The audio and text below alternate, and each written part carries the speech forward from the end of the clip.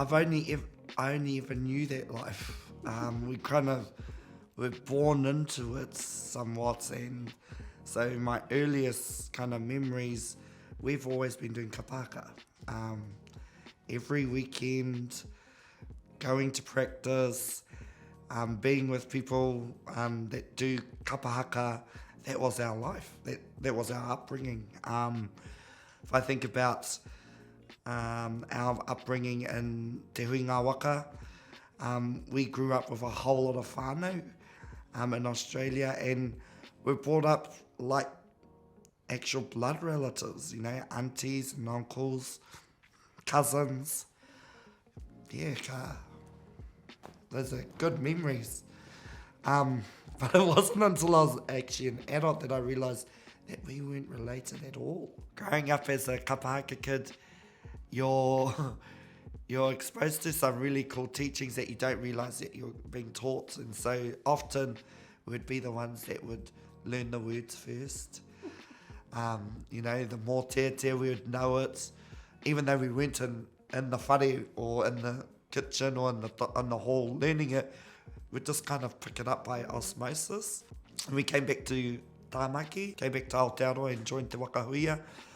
My sister and I were really privileged enough there. In those days, very few kids were allowed to go to Wakahuia practice.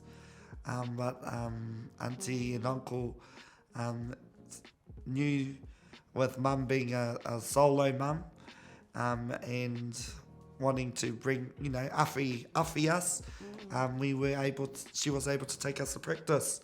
So from a very early age, we learnt, we knew how to pack a bag. So mum used to actually work night shifts, and so practice would start on a Friday, but mum never used to finish till about 10, 11 o'clock at night. So mine and Marcia's job was to make sure that we had the bags packed. We got to travel all over the place. I remember being on the bus overnight, and we went to Taranaki. I can't remember what the kaupapa was of Te Wakahuia, and like Pātea was there, and we were in New Plymouth. They hosted us at Waitara. And those, we remember going to Te Araroa, to Hine Rupe, when the whare had been burnt and they had a big, huge concert. Mum used to commute from Whangarei to Auckland back in the 90s, and that was before that motorway and the tunnel was there. So we used to go like East Coast Bays Road or down, and like we used to talk about, man, we can't wait for that motorway to be done, and that way the commute from Whangarei to Auckland will be shorter. When the motorway was finished, we put our own group up in Whangarei, so we never had to kind of run that motorway anymore. When I look back on it, it sounds very selfish, because I was really focused on getting into the group, being part of the, you're always striving to attain things, and I've been blessed with tamariki that have leaned in with me to the kaupapa, that have done all this stuff behind the scenes, that just came with me.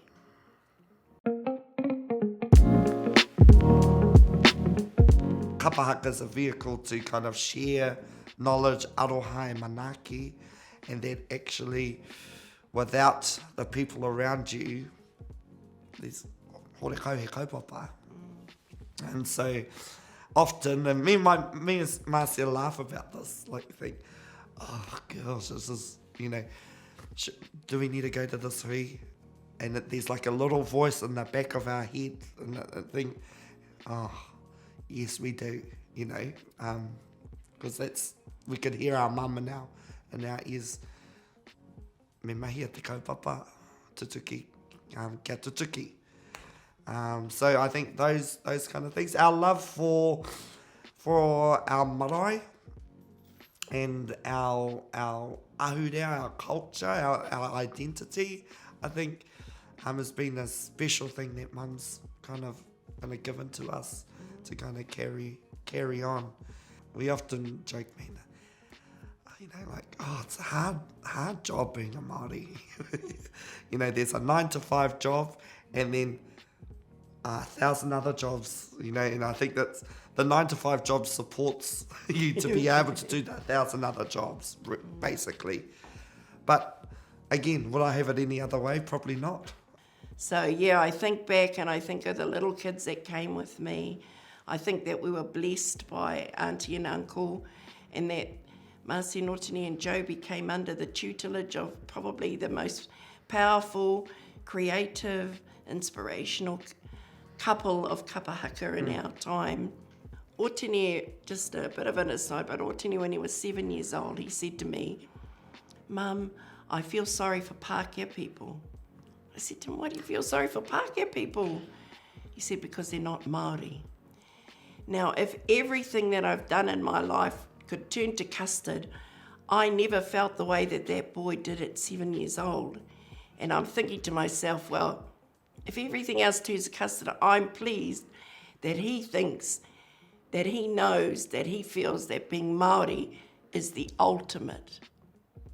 And so if kapa haka has been part of the mechanism and conduit for that, the influences, Muriwai, Venus, Auntie and Uncle, and now all the ones that are wrapped around him, your dad, Uncle David, all of those things being put into him, into them all, then I know that they go into the world better people and that they're able to carry on this gift that has been given to us.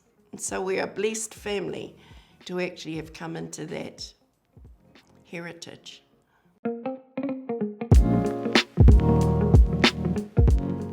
There's one kind of memory that comes up for me.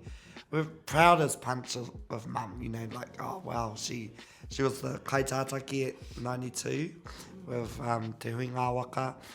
And then I think for the 96 in Tarawa, the year that they did Lion King, Mum was sort of like a front row and a second row performance, and she was always, for the poi, she was always put into the second row. Oh, that's because I'm not, I know. Otene used to just say to me, just relax. And so I think remembering seeing our mum there, front row, one off the middle. I remember sitting in the crowd, and I was next to some people that we didn't know, and go Mum, and which one's your mum? That one, that one there. That's a cool moment, as a kid to see that and be proud of what she done, and she got to stand in the front for the poi. And just standing on stage, and I'd be always looking for where they were, and then I'd hear a voice out of the audience saying, "Go, Mum," and I'd know that it was Joby. And that lifts you more than anything else.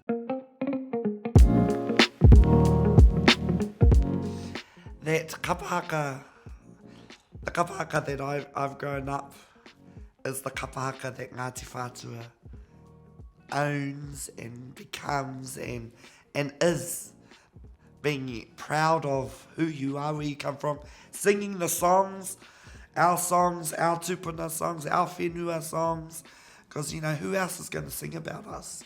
So my inspiration song, Ngāti Whātua kapa haka, is exactly that we build a pride in ourselves through kapa haka, singing about ourselves. I know that sounds very vain, but, kei reira, he rangatira tanga ki roto i e nā mai.